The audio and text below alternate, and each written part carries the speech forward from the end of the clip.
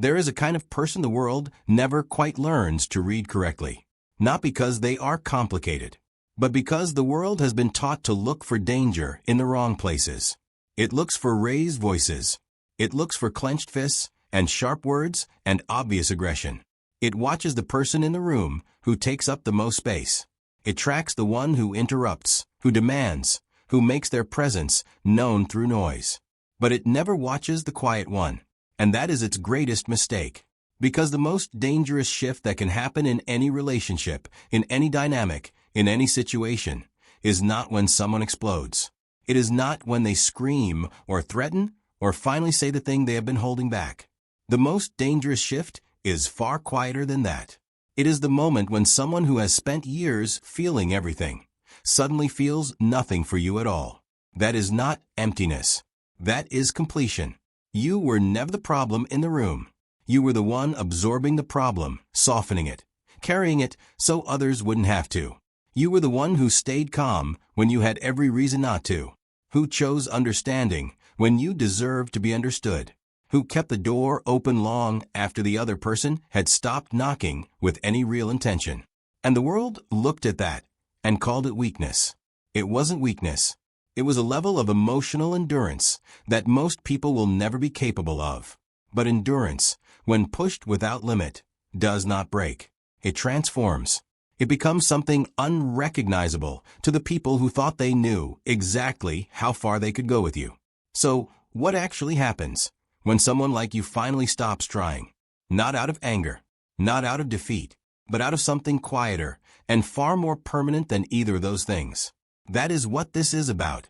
There are people who walk into a room and immediately feel the temperature of it. Not the physical temperature, something deeper. They feel the tension sitting beneath the surface of a forced smile. They feel the exhaustion behind someone's laughter. They feel the unspoken words hanging in the air between two people who are pretending everything is fine. And they feel all of this before a single word has been exchanged. You probably know exactly what that feels like, because you have never just experienced a moment. You have absorbed it. Every conversation you have ever had, you did not just participate in, you carried it. You carried the other person's mood into the room with you. You carried their unresolved pain as though it somehow belonged to you. You adjusted yourself, softened yourself, made yourself smaller or warmer or more available, depending on what the moment seemed to need. And you did this so naturally, so automatically, that for a long time you didn't even realize you were doing it at all. That is the quiet exhaustion no one ever sees. Not the exhaustion of doing too much, though you did too much, but the exhaustion of feeling too much for too long, for people who never once stopped to ask how you were carrying it all. People who handed you their weight without thinking, because you had always accepted it without complaint, because you made it look easy, because you never let them see how heavily it was sitting on you by the time you finally got home, sat down in the silence, and felt the full cost of the day settle into your chest. You kept giving, not because you were naive, not because you didn't notice the imbalance. You noticed everything. You always noticed everything. But you gave anyway, because somewhere inside you, there was a belief, quiet and deeply embedded, that if you were patient enough, understanding enough, present enough, the people around you would eventually rise to meet you. That your consistency would inspire theirs. That your love, sustained long enough, would eventually be returned in the same language you offered it. And when it wasn't, you didn't pull away. You gave more. You forgave things that were never fully acknowledged. You explained yourself to people who were never genuinely trying to understand. You had conversations that went in circles, where you walked in with an open heart and walked out feeling further away than when you started. And still, you came back. Still, you tried again. Not because you were weak, but because you believed in people with a depth that most of them were simply not equipped to honor. That belief cost you something real. It cost you years of energy spent in the wrong directions. It cost you a version of yourself that deserved more rest, more reciprocity, more moments of being chosen without having to quietly beg for it through your patience. And perhaps the heaviest cost of all, it cost you the experience of being truly seen. Because when you are always the one holding space for everyone else, there is rarely anyone left to hold it for you. The world saw your softness and called it availability. It saw your patience and called it permission. It saw your silence in the face of being hurt and mistook it for acceptance. But you were never accepting it. You were enduring it. And there is a profound difference between the two. There is a pattern underneath all of it. Not a coincidence. Not bad luck. Not some cruel twist of fate that keeps placing the wrong people in your path. It is a pattern, quiet, consistent, and completely invisible until the moment you finally learn to look directly at it. And the pattern begins with something that looks, on the surface, like a gift. Your tolerance is extraordinary. You can sit with someone's chaos and not flinch. You can absorb tension without escalating it. You can hold space for someone's worst moments and still find something in them worth believing in. Most people cannot do this. Most people reach their limit quickly, pull back, protect themselves without a second thought. But you stay. You adjust. You find another level of patience you didn't know you had, and you offer it freely, because leaving feels like failure and staying feels like love. But here is what no one told you about that tolerance. It does not just attract people who need support. It attracts people who need an audience for their dysfunction. Because a person who never leaves, who always understands, who absorbs without reacting, is not just comforting to a wounded person. They are irresistible to someone who has never been held accountable. Manipulators do not choose their targets randomly. They read the room with a precision that is almost instinctive. They look for the person who apologizes first, the one who stays calm when they should be angry, the one who works hardest to keep the peace because the alternative, conflict, distance, disapproval, feels unbearable to them. They find the person whose kindness has no visible limit, and they treat that kindness as an open invitation. And you let them in, not because you were foolish, but because you are operating from something much older than the present moment. This is the part that requires real honesty. What feels like compassion in the body of an empath is not always purely compassion. Sometimes, beneath the warmth, beneath the genuine desire to help, there is a conditioned response. A pattern formed long before you were old enough to question it. A learned belief that your value is tied to how much you can give. That love must be earned through sacrifice. That if you are useful enough, patient enough, available enough, you will finally be safe. Finally be chosen. Finally be enough. That belief did not come from nowhere. It was taught to you quietly and repeatedly in environments where your needs were secondary and your sensitivity was either ignored or treated as a burden. And so you learned to lead with giving. You learned to make yourself indispensable. You learned that the way to keep people close was to become whatever they needed, before they even knew they needed it. The problem is that this strategy, no matter how unconscious, sends a signal. And certain people receive that signal with terrifying clarity. The emotionally unavailable, the chronically self-absorbed, the ones who have spent their entire lives finding people willing to carry them. They do not prey on weakness. They prey on unguarded strength. They find the person with the biggest heart and the fewest boundaries, and they stay exactly as long as that combination holds. The pattern does not break through more giving. It does not break through better explaining or deeper understanding or one more attempt at connection. It breaks only at the root, at the moment you begin to see yourself not as someone whose purpose is to help others feel whole, but as someone whose wholeness was never meant to depend on them at all. That is not a small shift, but it is the only one that changes everything. There comes a moment that does not announce itself. It does not arrive with a dramatic confrontation or a final argument that settles everything. It does not come after the perfect conversation where someone finally understands what they put you through. It does not wait for an apology or an acknowledgement or any form of closure that the other person was ever actually capable of giving you. It arrives quietly, in an ordinary moment, sometimes in the middle of a sentence you are about to say, and then don't. Sometimes in the middle of reaching for your phone to explain yourself one more time, and then setting it back down. Not in defeat, in something else entirely. That is the moment. That is where everything changes. Not because something broke in you, but because something finally finished. There is a profound difference between breaking and completing. Breaking is loud. It is grief and anger and the desperate energy of someone still fighting for an outcome they believe is possible. Completing is silent. It is the stillness of a person who has processed every version of the situation, extended every reasonable form of patience, tried every angle of understanding available to them, and arrived at last at a place of absolute clarity. You stopped explaining, not because you ran out of words. You never ran out of words.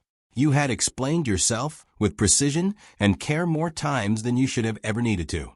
You had laid your intentions bare, offered context, extended grace, and invited understanding with a consistency that most people are simply not capable of sustaining. But understanding was never really the issue. The person who needed to understand, you had already chosen not to. And the moment you fully accepted that not as a wound, but as information, the need to keep explaining dissolved completely. You stopped chasing. And this is the one the world misreads most consistently. It looks at the person who stops chasing and calls them cold, calls them suddenly unavailable, wonders what happened to the warmth that was always there before. But it does not ask the more honest question, which is why that warmth was required to chase in the first place. Why connection always had to be pursued rather than simply met. Why you were always the one traveling the distance while the other person stood still and waited to see how far you would go. You had gone far enough. Before this moment, there was a version of you that needed to be understood by the wrong people.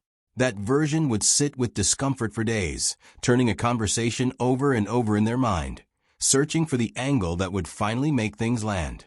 That version would soften their truth to make it easier to receive, would shrink their needs to avoid appearing demanding, would perform patience like a language they had become fluent in through years of painful practice, smiling through the weight of it, showing up again regardless of how the last time ended.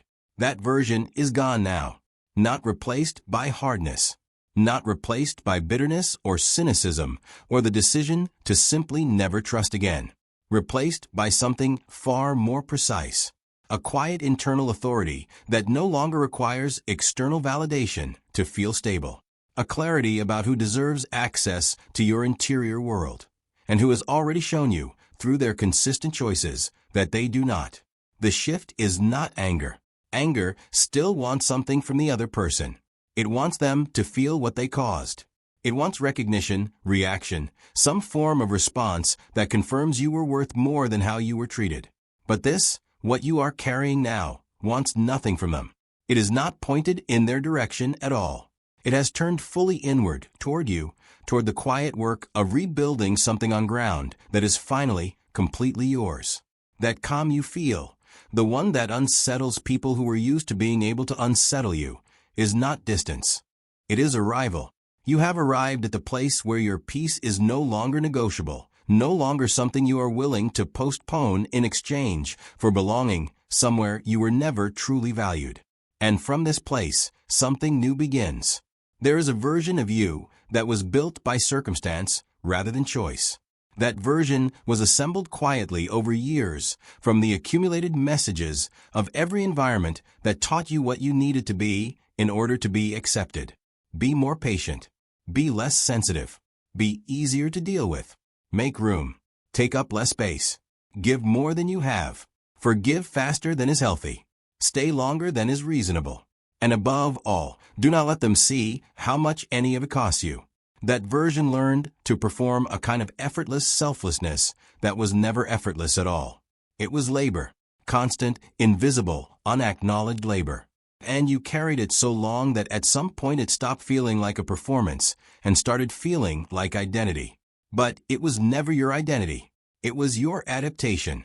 And now, slowly and with great intention, you are learning the difference. The first thing that changes is not your behavior. It is your internal standard. Before, the question you were always unconsciously asking was, how much can I give here to keep this connection intact? The new question is different, simpler, more honest. Does this connection ask me to disappear in order to survive? Because any relationship that requires the erasure of your needs to function is not a connection. It is a performance of one. And you have performed long enough. Discernment is the word for what is growing in you now. Not suspicion. Not walls built from old wounds. Discernment, the quiet, clear ability to distinguish between people who meet you and people who simply use the space your openness creates. Before, you gave access freely, because giving felt like love and withholding felt like failure. Now you understand that access is not something owed to everyone who asks for it. It is something offered to those who have demonstrated, through consistent action rather than convenient words, that they know how to carry what you share with them. This is where the old pattern breaks most visibly. The old version of you absorbed everything.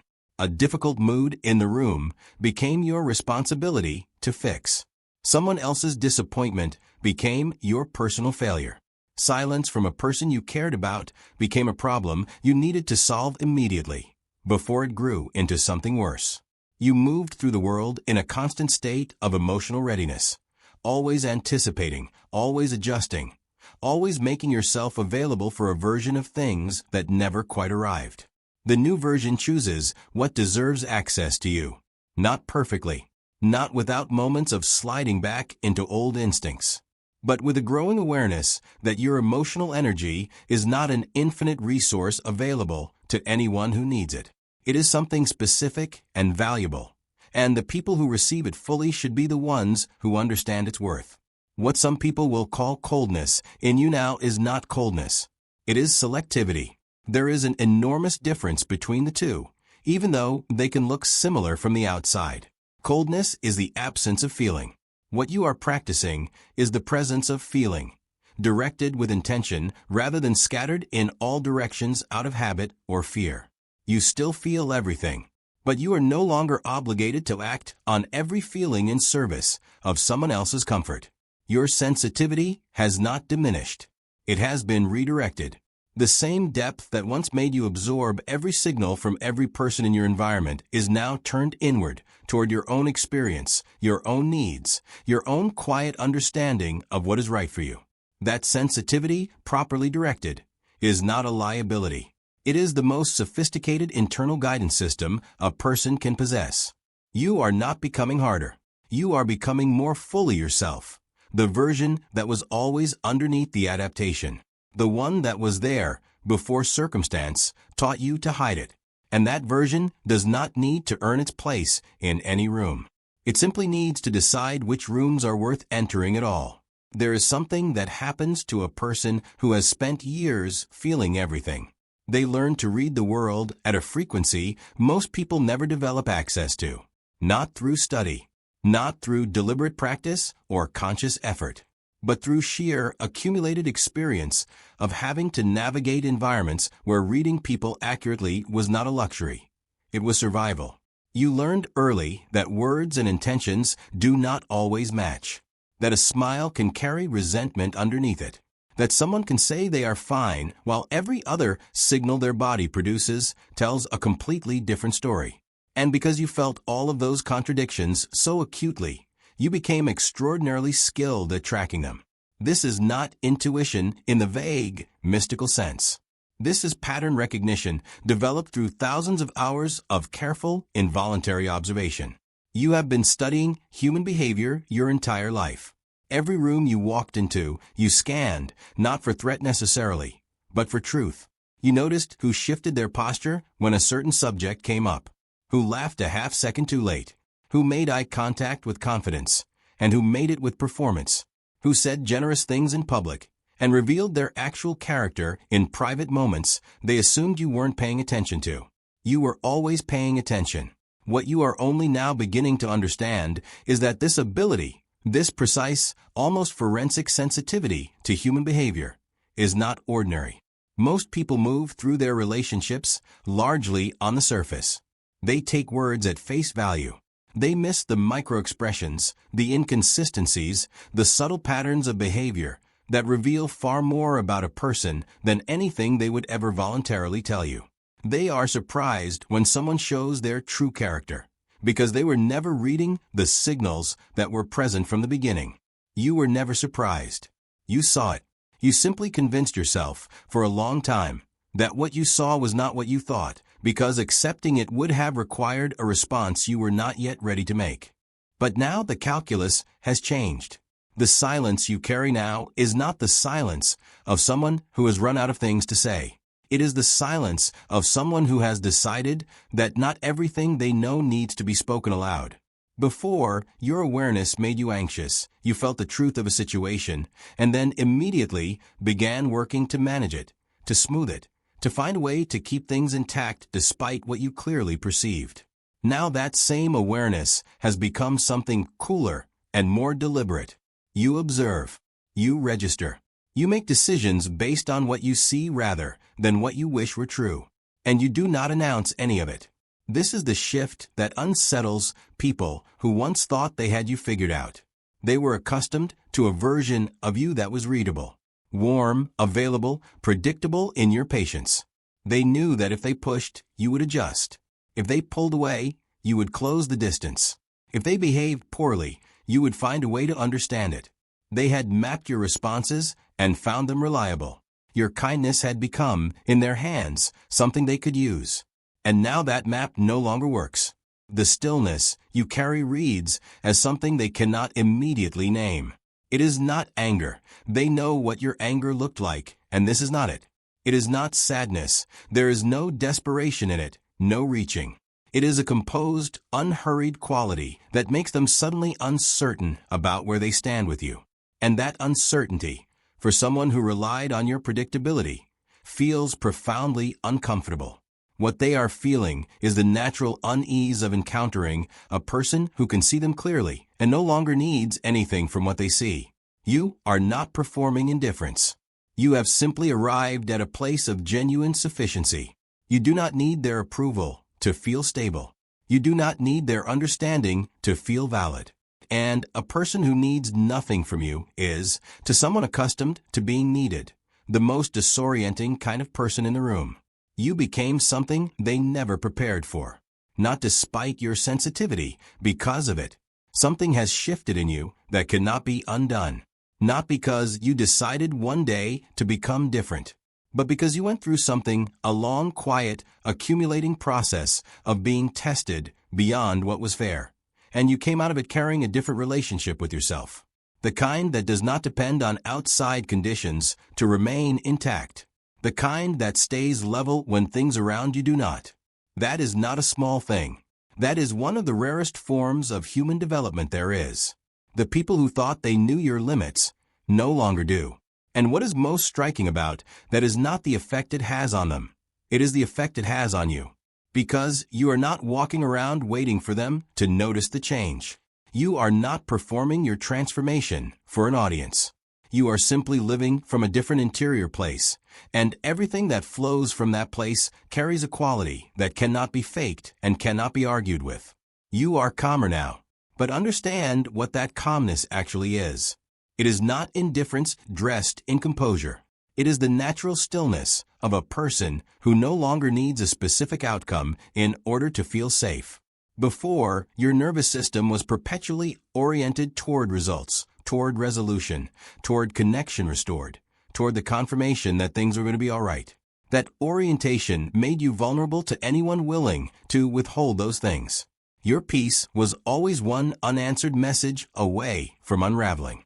One cold response away from hours of internal questioning. That vulnerability is gone. Not because you stopped caring, but because you stopped outsourcing your stability to people who were never qualified to hold it. You are harder to manipulate now.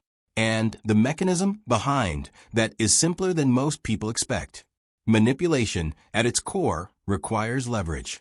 It requires something you are afraid to lose. The person who keeps you off balance does so because they have correctly identified what you cannot easily walk away from: approval, connection, the hope that this time will be different. Remove the fear of loss, and the leverage disappears entirely. You cannot move someone who has genuinely released their grip on the outcome. You cannot destabilize someone whose sense of self no longer lives in your response to them. That is where you are now. You are wiser, not in the academic sense, but in the lived sense. The kind of wisdom that only comes from having stayed too long in the wrong places, and finally understanding why. From having extended extraordinary patience to ordinary efforts, and learning to tell the difference. From having explained yourself with depth and care and genuine vulnerability to people who were listening only for gaps they could use, and deciding, at last, that your depth is not something that requires their comprehension to be real. You stopped translating yourself for people who were never going to learn the language. And, in that stopping, something opened. Space that was previously consumed by the endless effort of being understood by the wrong people became available for something quieter and more sustaining. The experience of simply knowing yourself, without the interference of those who benefited from your confusion. This is what genuine emotional evolution looks like. Not the absence of feeling. Never the absence of feeling. You were built to feel, and that has not changed and should not change. It is the authority over how far those feelings travel.